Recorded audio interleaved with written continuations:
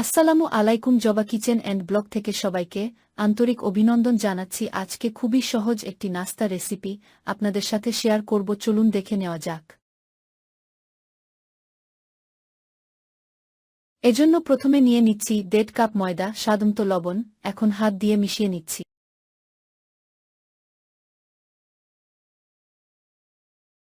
1 table চামচ পরিমাণ soybean তেল দিয়ে আবারও ভালোভাবে ময়দার সাথে মেখে নিচ্ছি।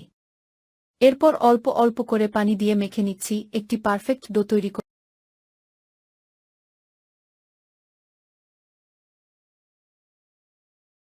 বেশ কিছুক্ষণ ধরে আটার ডোটা মথে নিতে হবে যেন অনেকটাই সফট হয়ে আসে। এখন অল্প একটু তেল উপরে লাগিয়ে নিচ্ছি আর রেখে দেব 20 মিনিটের জন্য।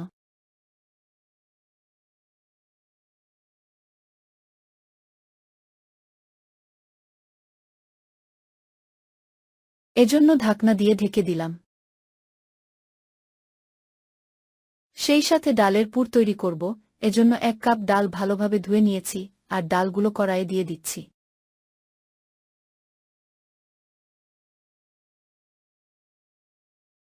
এখন পরিমাণ মতো পানি দিয়ে দিচ্ছি, সাথে 1 চিমটি হলুদের গুঁড়া, স্বাদমতো লবণ, 1 চামচ আদা রসুন বাটা দিয়ে দিচ্ছি আর ঢাকনা দিয়ে ঢেকে ডালগুলো সিদ্ধ করে নেব।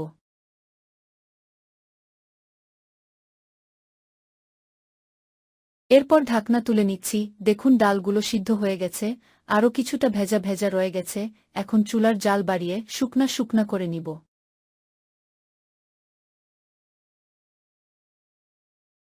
এখন চলার জাল বন্ধ করে নিচ্ছি।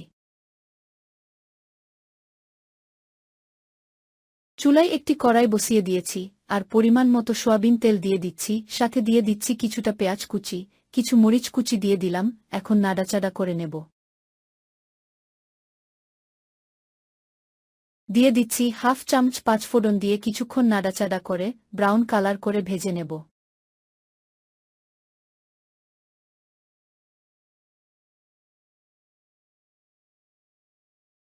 ভাজা হয়ে গেছে, এখন দিয়ে দিচ্ছি সিদ্ধ করে রাখা ডালগুলো দিয়ে নাড়াচাড়া করে দিয়ে দিলাম হাফ চামচ ধনিয়া গুঁড়া, গরম মশলার গুঁড়া হাফ চামচ দিয়ে নাড়াচাড়া করে নিচ্ছি।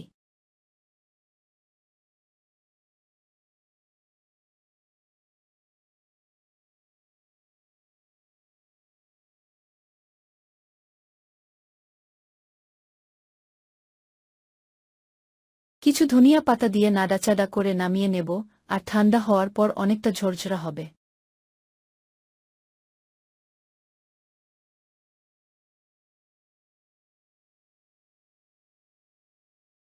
আর ময়দার ডোটা তৈরি করে রেখেছিলাম, পরিমাণ মতো লেচি কেটে নিচ্ছি।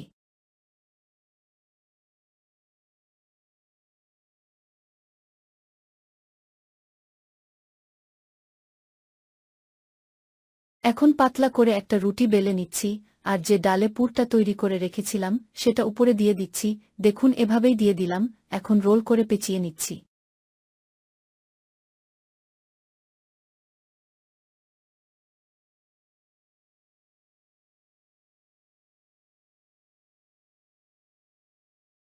দেখুন রোল করে পেঁচিয়ে নিয়েছি, এখন স্লাইস করে কেটে নিচ্ছি।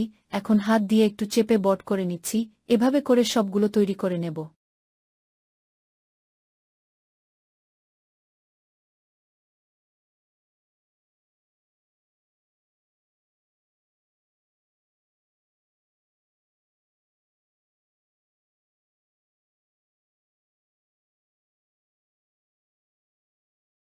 আর একটা বাটিতে একটি ডিম নিয়েছি, স্বাদমতো লবণ দিয়ে ভালোভাবে মিশিয়ে নিচ্ছি।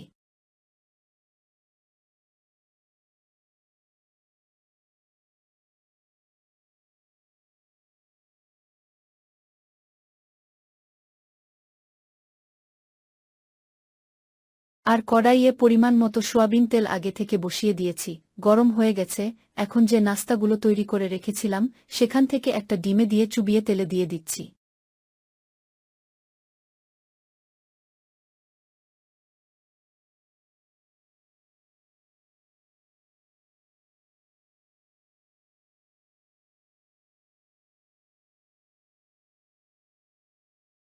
এক পাশ হয়ে এলে আরেক পাশ উল্টিয়ে দিচ্ছি। এভাবে করে সবগুলো ভেজে নেব।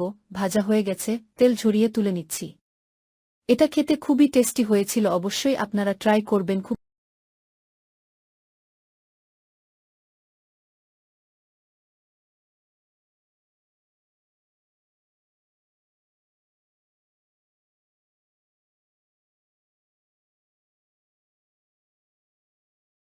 খুব সহজেই এই নাস্তা রেসিপিটা আপনাদের সাথে শেয়ার করলাম।